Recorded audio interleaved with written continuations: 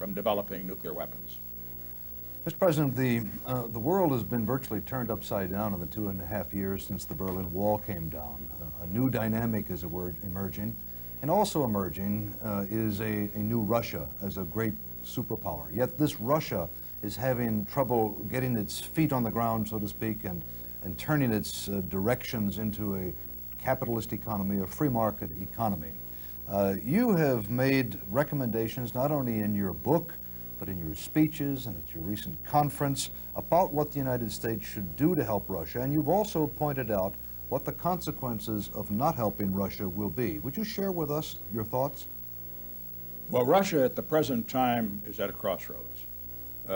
It is often said that the Cold War is over and that the West has won it. That's only half true, because what has happened is that the communists have been defeated. But the ideas of freedom now are on trial. If they don't work, there will be a reversion to not communism, which has failed, but what I call a new despotism, which would pose a mortal danger to the rest of the world, because it would be infected with the virus of Russian imperialism, which of course has been a characteristic of Russian foreign policy for centuries.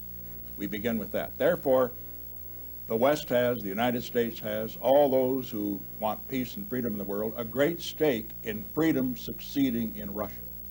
If it succeeds, it will be an example for others to follow. It will be an example for China, for example, to follow, for the other communist states, the few that remain. If it fails, it means that the hardliners in China will get a new life. They will say, it failed there, there's no reason for us to turn to democracy. That's part of what is at stake here. The other point that we have to have in mind is that it's vitally important that it succeed, because it means that Russia, which for 70 years has been exporting or trying to export the ideas of communism to the world, will now be exporting the ideas of freedom, the ideas of democracy, the goods of freedom.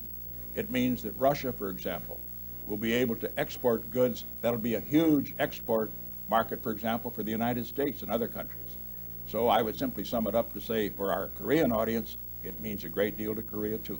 Because Russia, the Soviet Union I should say, was a very strong supporter of North Vietnam.